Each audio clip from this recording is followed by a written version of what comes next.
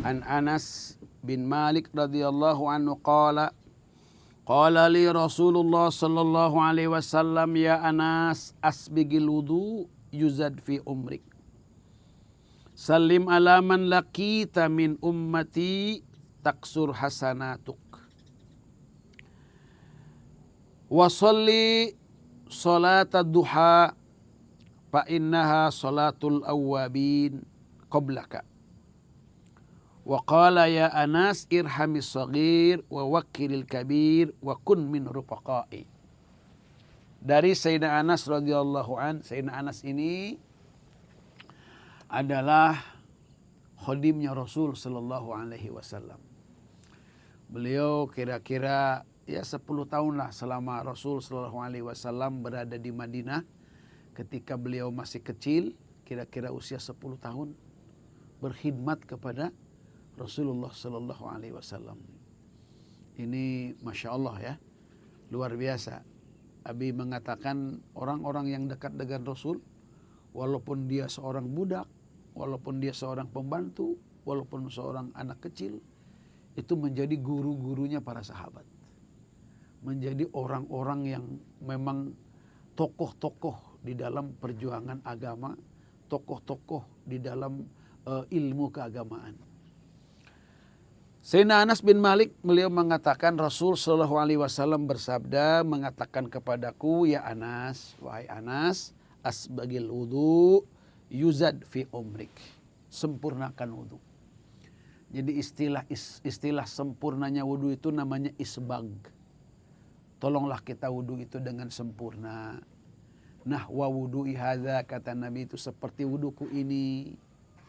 Seperti wuduku ini. Jadi kita harus belajar wudu seperti wudu Rasul. Kita belajar sholat seperti katanya kita melihat Rasul SAW sholat. Kita belajar manasik, khuzu anni manasikakum. Kita harus seperti apa yang dilakukan oleh Rasul Sallallahu Alaihi Wasallam. Ini isbag wudu.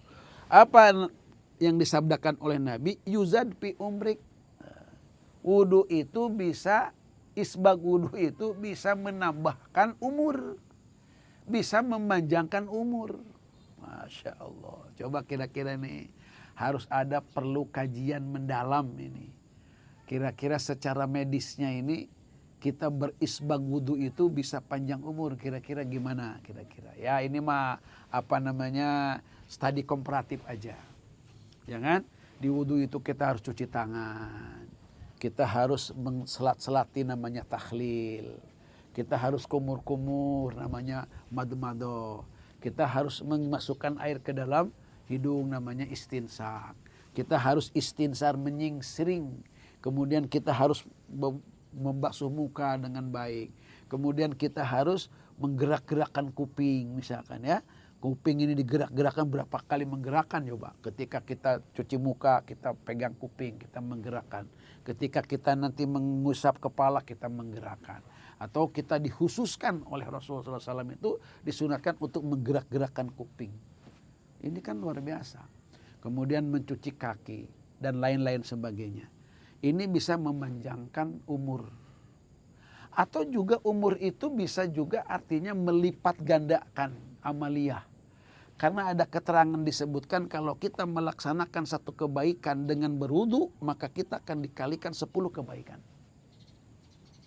Kalau misalkan kita sekarang ngaji, punya wudu, maka kita akan mendapatkan 10 kebaikan dibandingkan dengan kita ngaji tanpa wudu.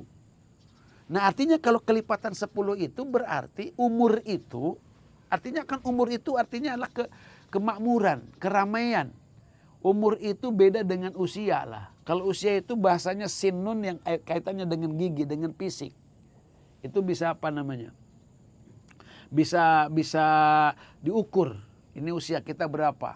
60 tahun. Tapi yang namanya umur, kalau saja kita mendapatkan Lailatul Qadar dalam usia kita sekali saja. Sementara Allah mengatakan Lailatul Qadar itu lebih hebat daripada 1000 bulan. Berarti 83 tahun 4 bulan dia punya umur tuh.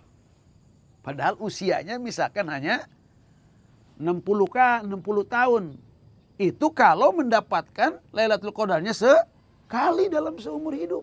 Gimana kalau dia mendapatkannya berkali-kali? Nah ini mungkin diantaranya yang namanya umur itu. Ada kelipatan-kelipatan karena kita melaksanakan wudhu. Karena kalau kita sekarang wudhu, makannya jadi ibadah. Tidurnya jadi ibadah. Nah. Kemudian yang berikutnya salim alaman lakita min ummati taksur hasanatuka. Kalau kamu itu membacakan salam kepada umatku yang kamu temui, maka akan banyaklah kebaikan-kebaikan.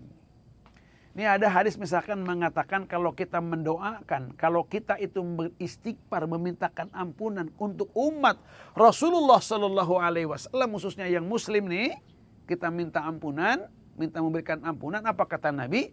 Allah akan mencatat dari setiap orang Muslim itu satu kebaikan.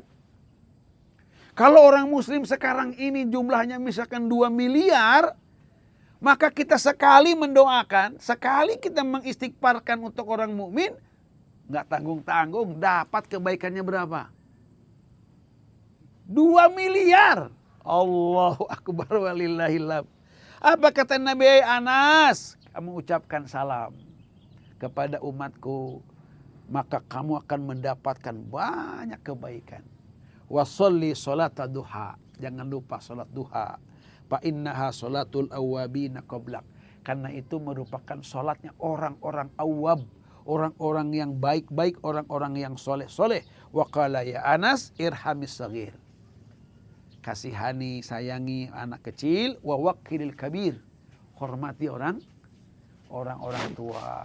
Aduh, itu maka wakun min rufaqai, nanti kamu akan bisa bersama-sama dengan aku, kata Nabi.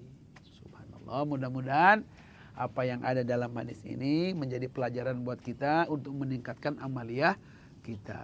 Kita niat menyampaikan dan mengamalkan.